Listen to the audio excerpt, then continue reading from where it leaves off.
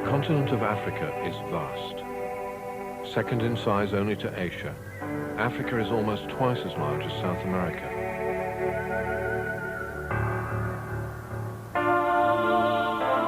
The Sahara Desert alone could swallow the whole of the continental United States twice.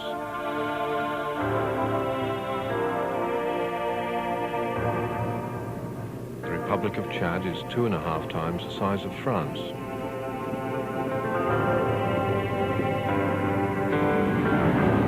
Zaire is 10 times the area of its old colonial overlord, Belgium. And likewise, Kenya is more than twice as big as the United Kingdom. Yet Africa has few paved roads, even fewer convenient navigable rivers, hardly any railways and little public transport.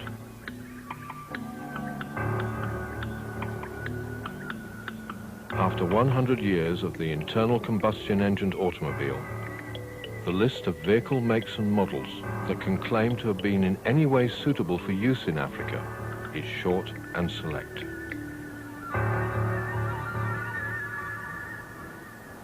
Most of the world's cars and light commercial vehicles are built as disposable consumer products for the tarmac-borne industrial nations. Even in the 1980s, the motor car is a luxury, used by less than 1/6 of the Earth's population.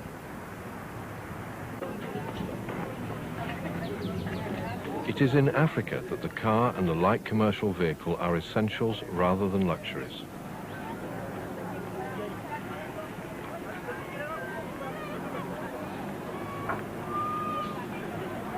One-ton pickups and station wagons provide for the movement of people and goods in remote as well as populated areas.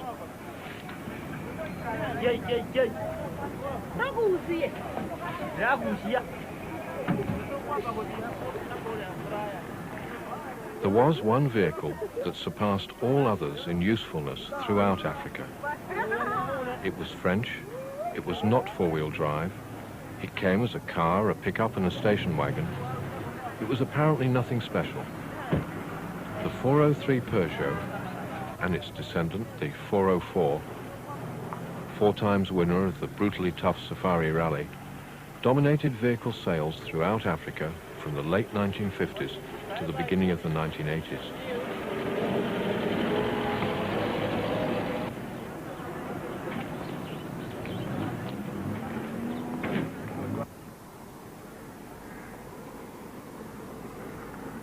In the early 1920s, when the roads of America were very little different from the roads of the Third World today, half of all the motor vehicles in the world were Model T Fords.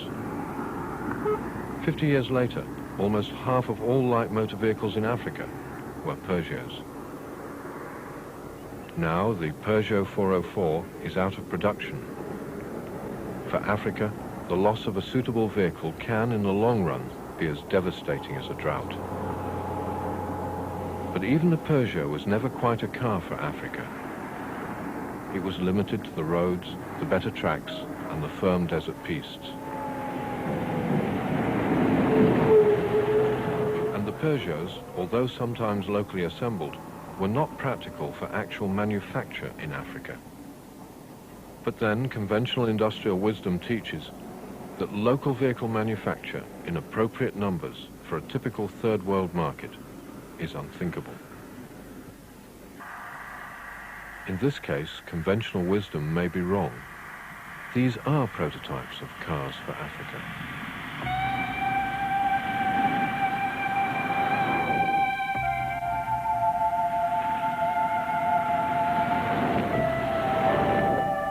It's February 1984. We have just covered 1,500 kilometers in 19 hours on ice and snow. We are nearing Jokkmokk, a small Swedish town situated right on the Arctic Circle. Temperatures at night are down to minus 30 degrees centigrade.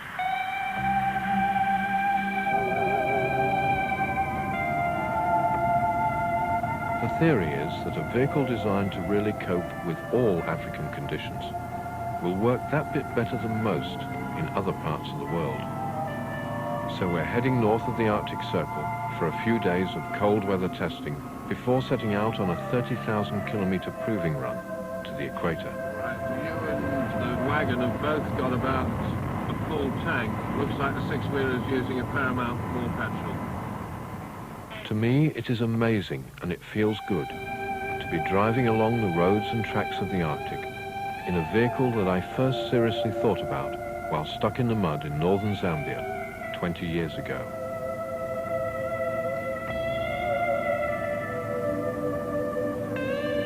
But driving through the Arctic is also tainted with nervousness. It seems a long way to Nairobi, and I know that it could be considered foolhardy to be running prototypes on their first extended road test over such a difficult and lonely route.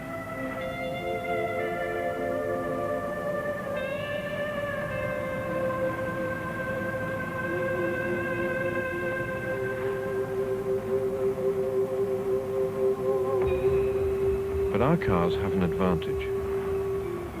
Their design started not as an exercise in engineering or marketing, but as a research project to investigate the compromises that are inevitable in every attempt that we make to ease our burden of travel and transport.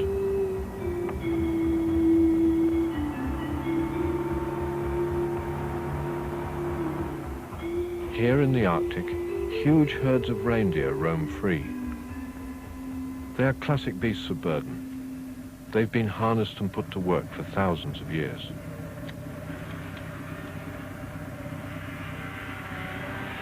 Snowmobiles, complex machines with infinitely variable transmission, are effective. But on long, arduous cross-country journeys, they're still no match for dog sled teams. To really understand the compromises of transport, we must go back to the fundamental, walking. People are not naturally well adapted for walking on snow and ice. So in northern regions, there are snowshoes and skis, snow boots, and these perambulators. Simple push sleds, which surely deserve a place of honor in any transport museum.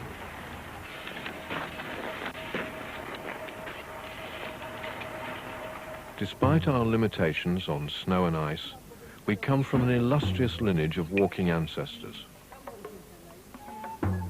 Paleontologists tell us that the first human beings evolved or appeared somewhere in Central Africa. It's possible that this theory could change with new evidence, but whether we derive from one or several sources, our forebears colonized the entire planet, using little more than their feet to complete the earliest migrations.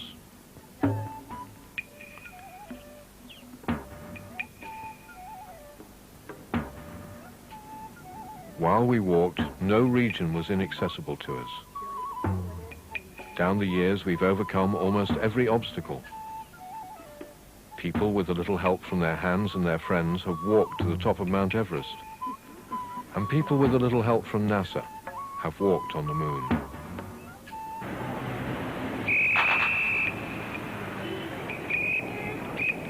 Today, in our mechanized world, far more miles are still covered on foot than by any other means. It is the next step that really starts the compromises.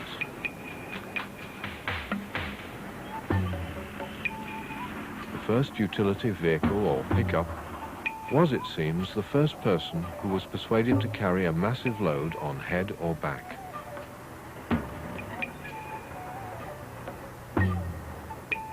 The first motor car, that is a self-propelled personnel carrier, was undoubtedly a woman, carrying a demanding if unskilled driver in the form of a child.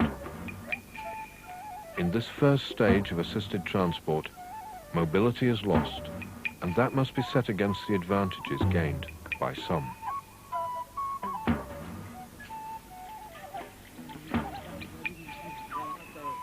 Animals, from horses, donkeys and mules to water buffalo, oxen, camels and elephants, have brought us many advantages, but we've had to pay. Animals need breeding, taming, training. They need harnesses, sleds and carts. Animals have a will of their own and have to be fed and watered. They need skilled drivers and handlers and are, surprisingly, often less agile than us. With animals, we gain load carrying and we may gain speed. But we actually lose mobility, flexibility, and the costs are high.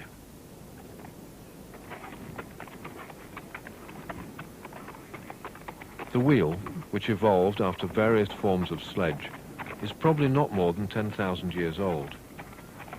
It may have developed from rollers, such as tree trunks, placed under heavy rocks while moving them into position for buildings and monuments.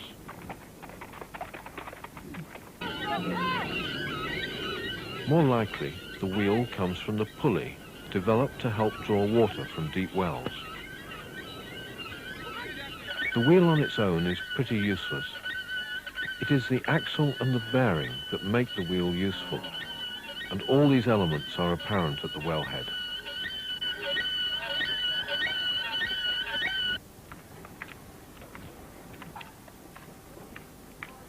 Another plausible theory is that the wheel for transport first evolved from the potter's wheel. Certainly pots were being thrown on wheels long before there is much evidence of wheeled traffic. There are times when the modern traveller can be forgiven for wishing that the wheel had remained at the wellhead, or with the inventive fingers of the potter. For the wheel, seen as such a liberating concept for machines, represents the biggest compromise to date in all-terrain transport. The wheel is truly unnatural. It suits very few of the ordinary surfaces that we may have to travel over. The wheel requires quite extraordinary roads or tracks to be built for it, if it is to work efficiently, or in many places, if it is to work at all. The wheel has possibly done more to divide the world into supposed accessible and cut-off regions than any other invention, and it still divides us. In fact, the wheel is at its best when it hardly ever touches the ground. Powered flight, not the motor vehicle, has become the expensive 20th century antidote, opening up the world again and bringing communities isolated by the wheel back into contact.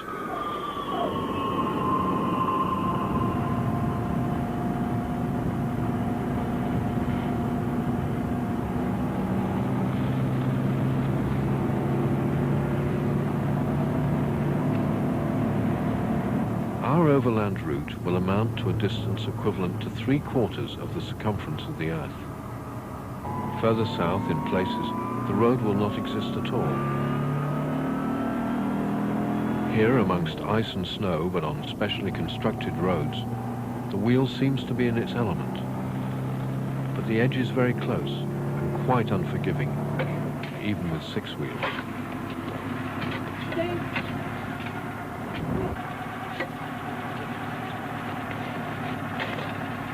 Our team has come together almost by accident. To test the cars under consumer conditions, no one has any special driving skills.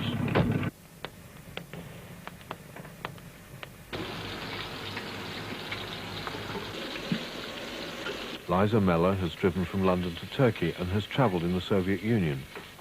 She is cook and main driver of the pickup. Tony Hughes, Africanist and journalist, is to deal with formalities and smooth our way across frontiers.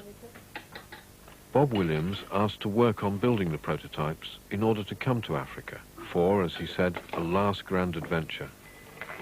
He is mechanic and driver of the 6-wheeler. We're in trouble. When we were driving on the ice near Jokkmokk, I didn't know it was ice. Apart from myself, Carolyn Hicks is the only member of the team who's been involved in Africar development from the beginning. She is provisioner, troubleshooter, and the driver of the wagon.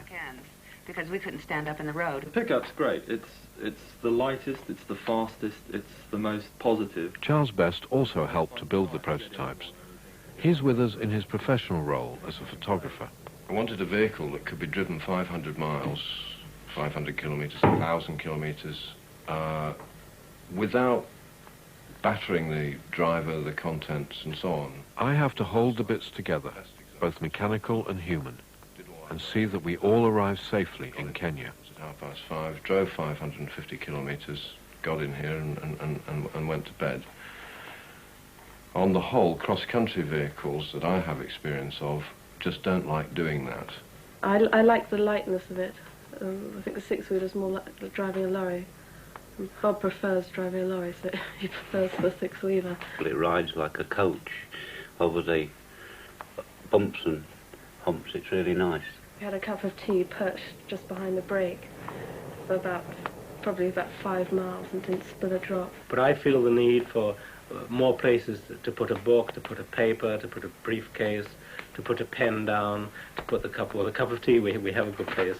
It would be nice to have a proper gearbox, and of course the great tragedy in a way is that right at the last minute we found the connecting links in the four-wheel drive system were not up to it, so as you all know we're now running two-wheel drive on all vehicles.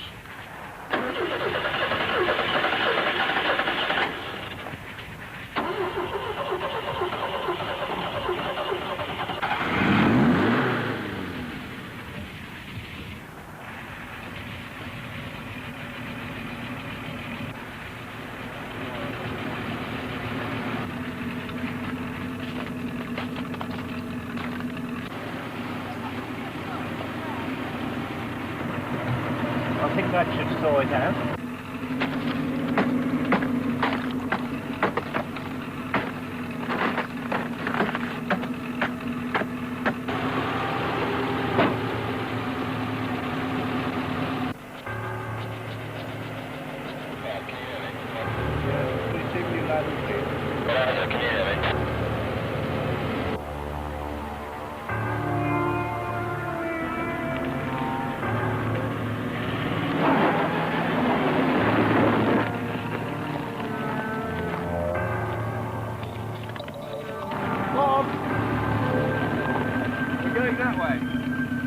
I suppose the North Pole would be an interesting alternative to the Equator, but we are trying to go south.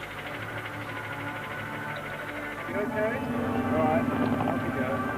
I'm beginning to fear that, as usual, the roads and the conditions are going to be less of a threat to the cars than the people driving them.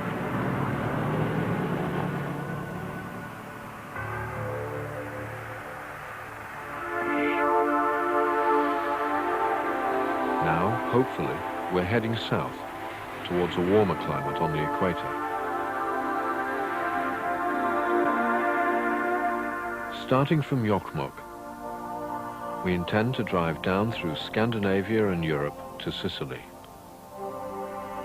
After the ferry to Tunis comes the real test, a long, tortuous route across the Algerian Sahara before heading south again through Niger to Nigeria. At Kano, we turn east to the Cameroon Republic, the Central African Republic, Zaire and Uganda, before reaching our final destination, Nairobi, capital of Kenya. Such are the best laid plans. In practice, it worked out a little differently. Africa has a way with plans.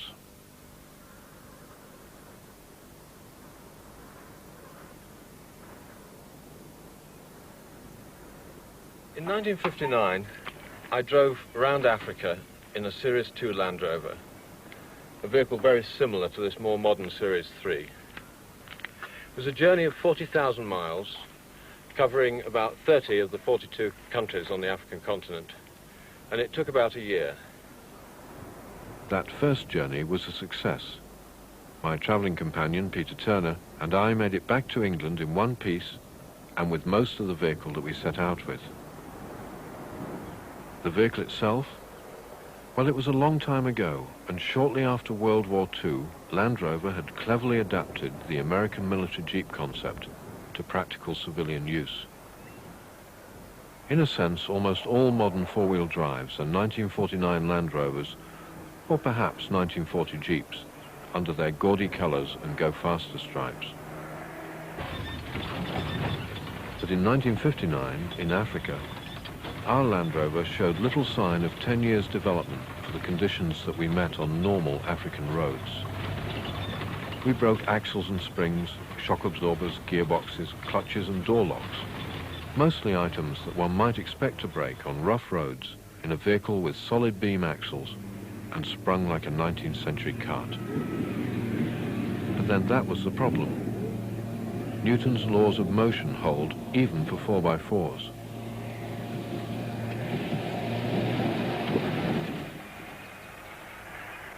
Three years after the Land Rover trip, I made a second long African overland journey.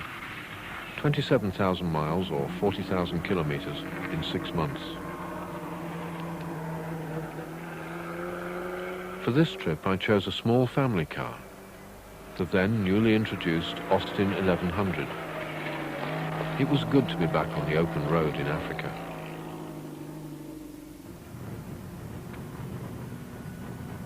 The Austin, a thoroughly modern design in the French tradition, with fully independent suspension and front-wheel drive, was impressive. The ride and visibility were good and the adhesion exceptional. Averaging relatively high speeds and overloaded, the Austin usually got me to my destination. As a car for Africa, the 1100 lacked ground clearance and particularly clearance in the wheel arches. It was too fragile, but could easily be repaired when it broke. It certainly taught me the value of independent suspension and dominant front-wheel drive for African conditions.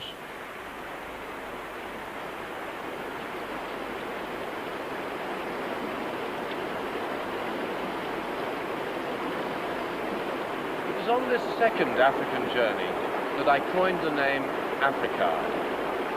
I had discovered that I and Africa, for the most part, did not need a Land Rover, nor did we need a Western-style car suitable for travelling on tarmac. What we needed was a vehicle that used all available technology, the kind of technology which is so often ignored by the major car manufacturers, to make it effective both on and off the road. A lightweight, multi-purpose vehicle, an Africar. That was 20 years ago. Since then, very little has changed. It was sheer frustration with that lack of change in all-terrain vehicle technology that led me in 1979 to take a clean sheet of paper approach to the design of an Africa.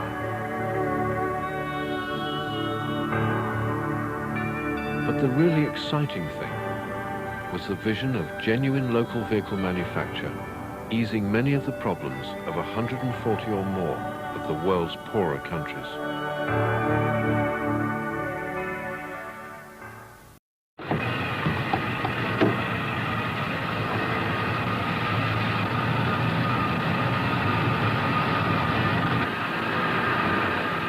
In southern Sweden, we have our first problem.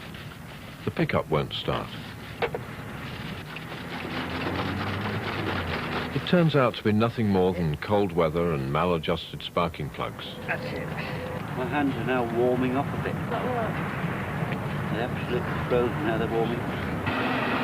Each Africar has twin fuel tanks holding a total of 110 litres to give us the minimum range we'll need in Africa, well over 1,000 kilometres. Watching over 300 litres of refined, unrenewable oil products disappear into our cars, I couldn't help but feel that the old concept of putting the world on wheels had a limited future. The evolution of transport has never been static. It won't stop with the motor car. After all, it's only recently that the advent of the motor car itself and mass car ownership made barriers of the world's natural waterways. Up to less than a century ago, rivers and oceans were roads and freeways. Far from being barriers, rivers were the easiest means of travelling inland, and oceans provided access between continents and peoples. Today, most intercontinental passengers travel by air, and bridges have been built where possible and where they can be afforded.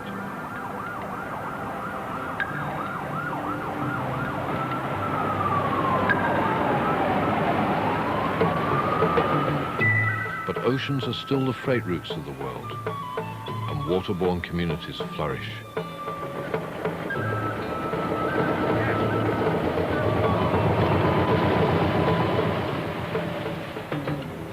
Boats with sails or wind motors were the first form of self-propelled transport used by our ancestors.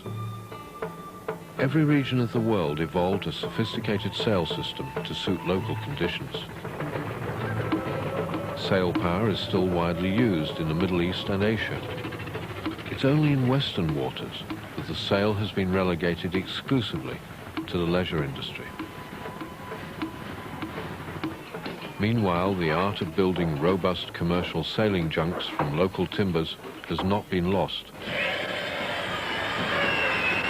Simple modern power tools ease and speed the operation.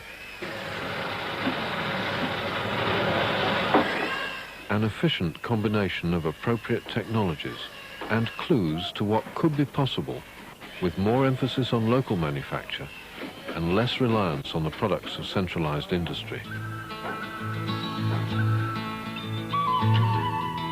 The jungle in Borneo is dense and the land rarely flat. Rivers are the only practical highways. There is a series of hills climbing into the interior. Slopes are usually about 60 degrees, creating impossible terrain for vehicles or for road building. Here, over 200 direct jungle miles from the capital city, the Iban live in longhouses built on stilts beside the rivers. These houses may contain 100 families and resemble modern tower blocks laid on their sides.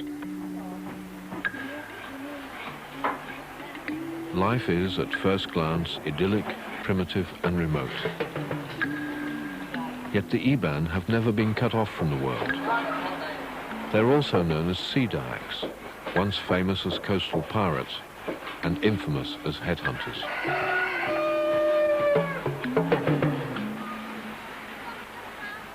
Anyone who doubts that the use of boats and the mastery of water transport is as old as the human race need only spend a few minutes beside a river in the interior of Borneo.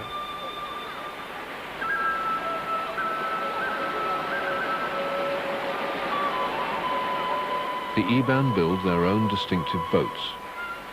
Called prows, they're either carved from a single tree or built up at the sides with ribs and planks. The structure is sealed and reinforced with fillets of natural resin in the same way that modern wooden racing boats are reinforced with fillets of synthetic epoxy resin.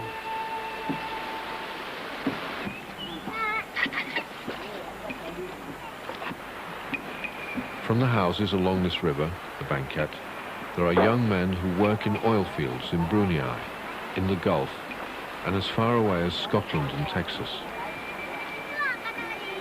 They appear to think nothing of coming home for a long weekend, for a festival, a wedding, or just to party.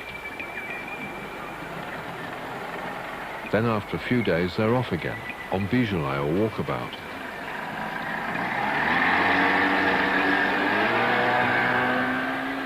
Like all seasoned travellers, the Iban seem to leave at the last minute for the airport.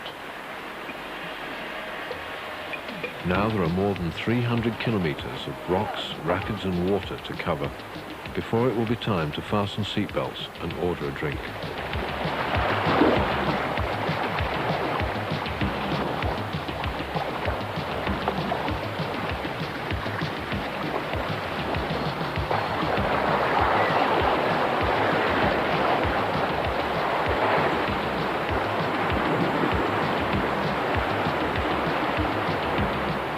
In this country, 5 miles a day is considered good going for an army patrol on land. A bus can take 10 hours to cover a straight line distance of 100 miles on one of the few roads. The river network is always faster. As the water, and especially the rapids, get deeper, it's amazing what 25 horsepower of Japanese two-stroke motor can do to a 12-metre long, pencil-thin, lightweight boat.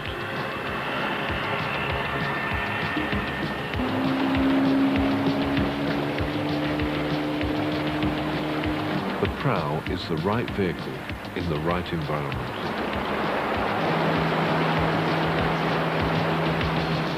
The banquette joins another larger tributary. Now it's full throttle all the way to the main river. Speeds point to point of 30 miles per hour are quite practical downstream. Upstream, 10 miles per hour or more is possible.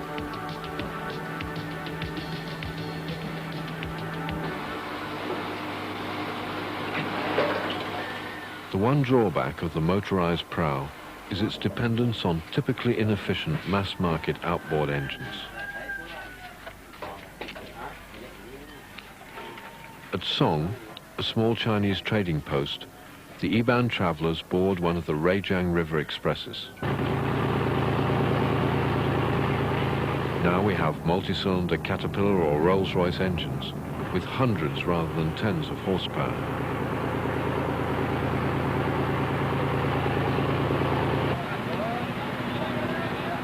Speed seems to be the idea, but schedules include picking up passengers from landing stages attached to their houses, as well as from the villages and towns along the way.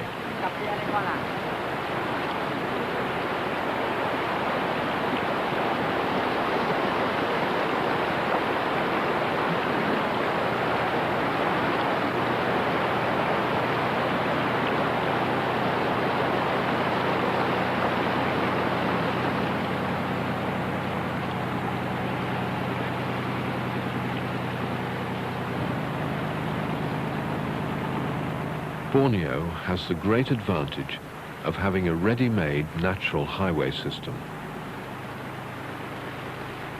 In Africa, there are few navigable waterways in relation to the size of the continent. The wheel is the only option. But the clumsy, lumbering gait of Saharan public transport makes poor comparison with the speed and elegance of the river buses.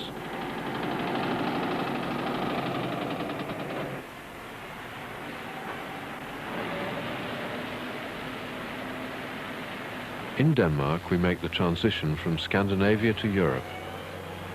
And it was in Europe that the motor vehicle originated.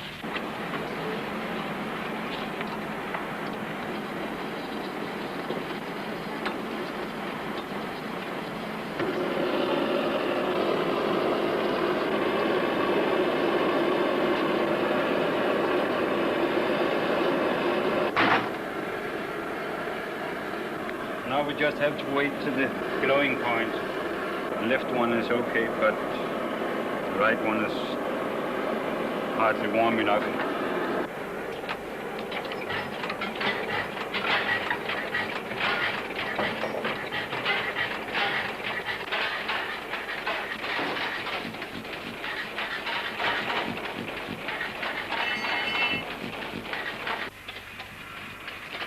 After the sleek jungle prows, the first horseless carriages are a bit of a letdown. Spindly, wobbly machines chugging away at little more than walking pace. Smelly, noisy, maybe unreliable and hardly safe. Not a lot has changed.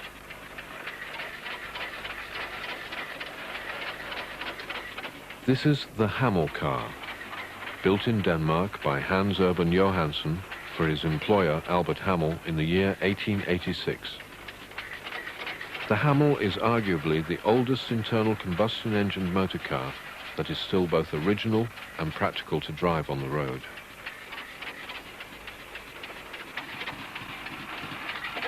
The Hammel is positive, has authority, and really works.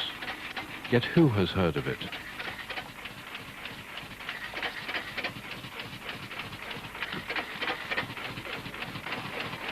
There are many pretenders to the title of inventor of the motor car. The honours usually go to Benz and Daimler in Germany for 1885 or 1886, said to be the same year as Hammel. Benz is reputed to be the first to make motor cars to a fixed pattern and to offer them for sale. Thus, with the motor car, we don't acknowledge the origin of technology. Instead, we're expected to celebrate the first car salesman and the birth of a consumer industry. The first motor vehicle actually predates Benz, Daimler and Hammel by over 115 years. It still exists, and we'll find it when we get to Paris.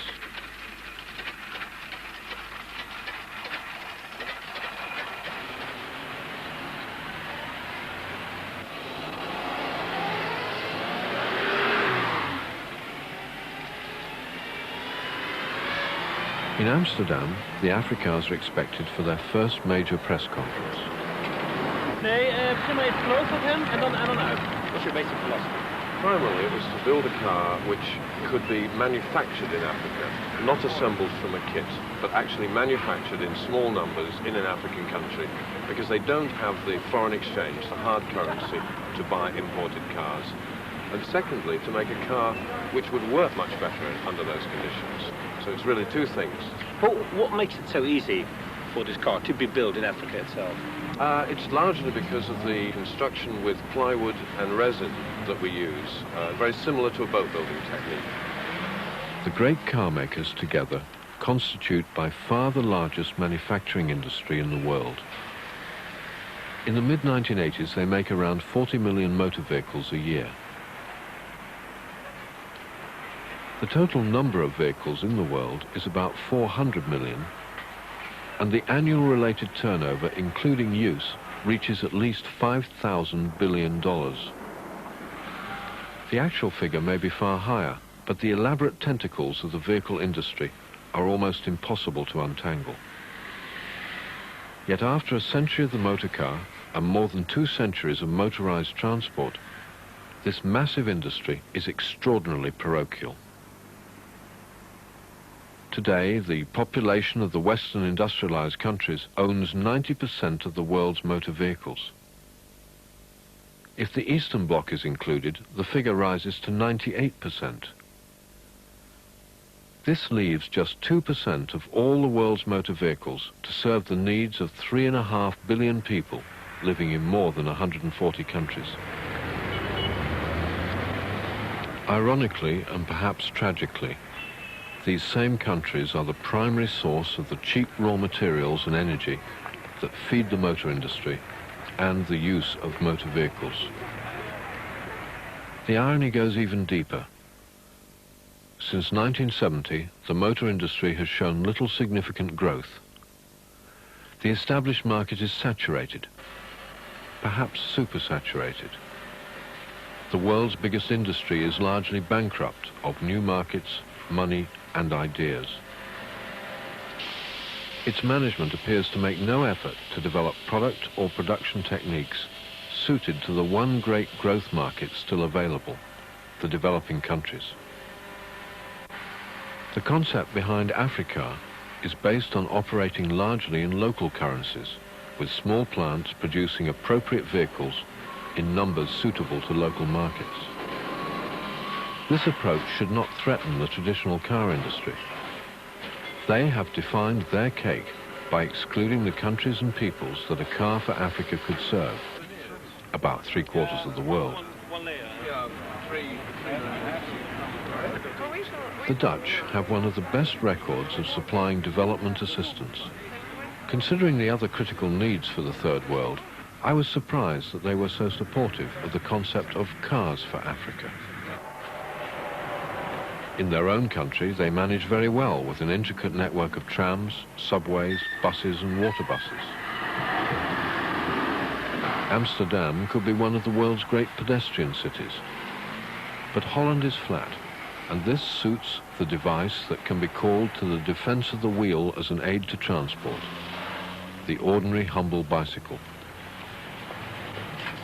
In Holland, where more people can afford to own a car than in North America, the bicycle is one of many available alternatives. In Africa, choice is limited. Affordable and suitable transport is desperately needed.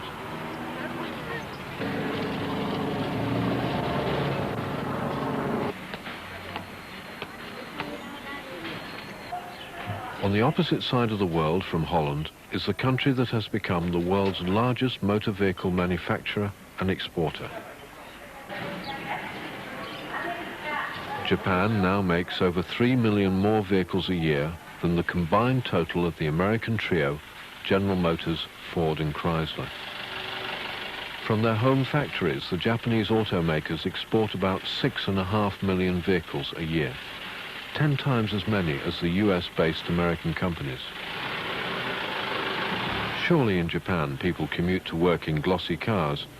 Surely the bicycle and the variety of public transport must be long gone.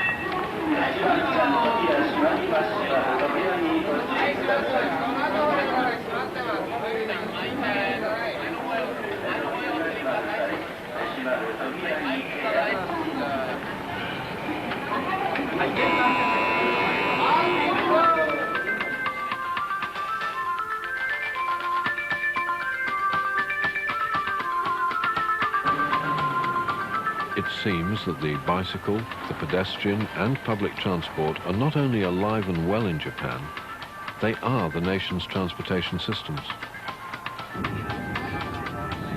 In the post-World War II period, many Western countries have, either deliberately or under the influence of market forces, run down public transport in favor of the motor car.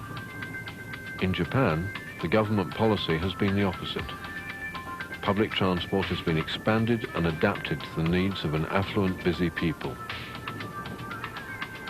Not content with one of the world's most extensive underground train networks, coupled with superb suburban and local rail systems, the Japanese have taken the most outrageous step of all in high-speed, long-distance overland transport.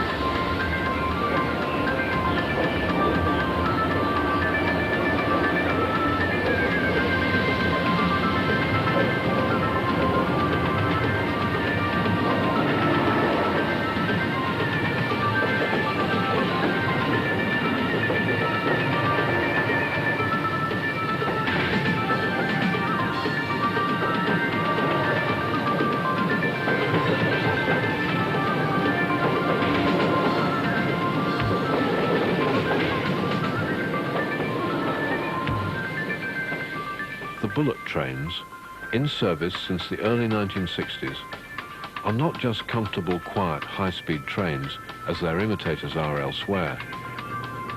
They are the direct extension of the urban and suburban train systems. On all mainline routes serving the whole of Japan, a bullet train leaves from Tokyo every 20 minutes. You can book your seat or sleeping berth in advance, but you can also just drop into the station and catch the next train to your destination, which might be 1,000 kilometers away, with the ease and often the frequency of taking the tube, the metro or the subway. So where in Japan is the product of the world's largest industry? Road traffic reflects a different balance to Europe and America. More commercial vehicles than motor cars. At times, more trucks carrying cars than cars being driven. On the streets of central Tokyo, there is hardly a private car in sight, day or night.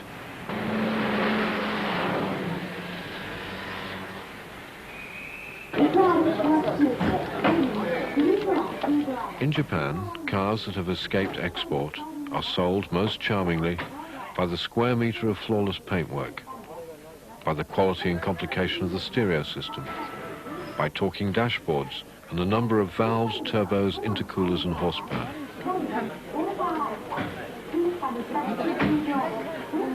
Unlike its American counterpart, the Japanese car is not even needed for commuting to work.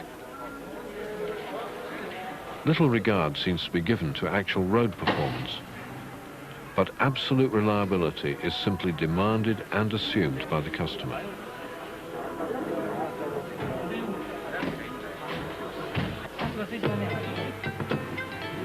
At weekends, cars and leisure vans are taken for a promenade.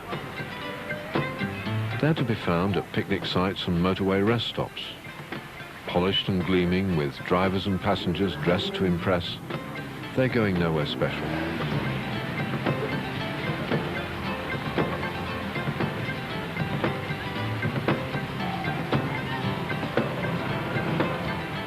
When the Japanese export drive gained momentum in the 1960s and 1970s, The home market had utilitarian tastes and needs. The vehicles that filled the ships were commendably reliable and well finished. They were cheap and simple, and spare parts remained unchanged for years. They sold in any market that could be found. With no natural resources, Japan had to export or decline. In the 1980s, with a Japanese vehicle exported every 5¼ seconds, 24 hours a day, 7 days a week, 365 days a year, the balance has changed.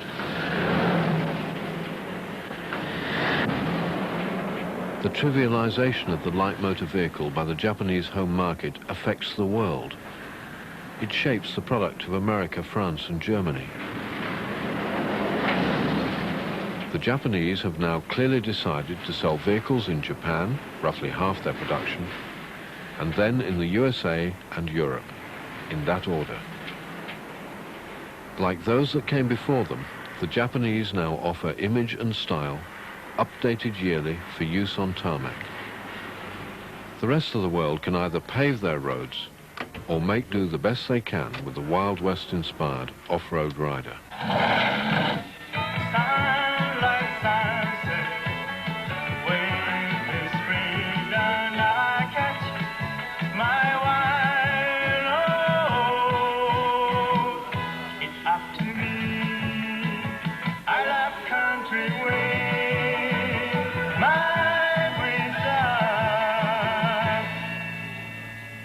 So good.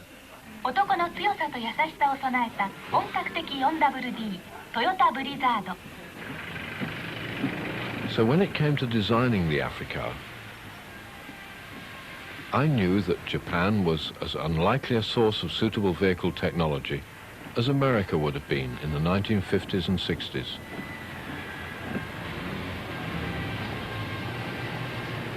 It was in France that I found the appropriate engineering tradition.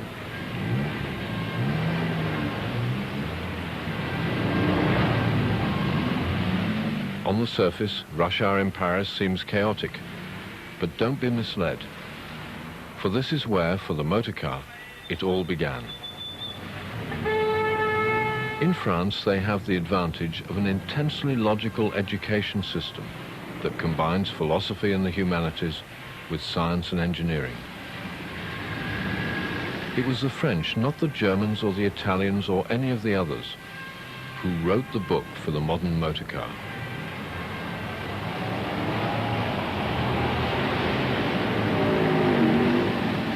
I found that the theories behind their solutions, often first put into practice in Europe 50 years ago or more, were equally applicable for a car for Africa.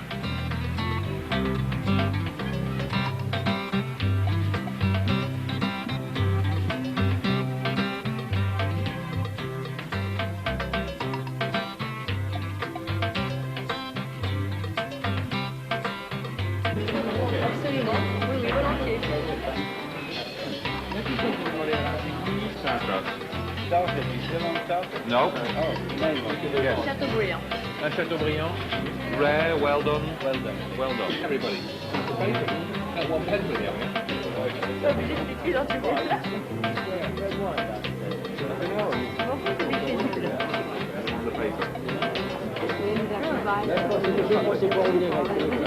I have all the answers. Ah, voilà les moules.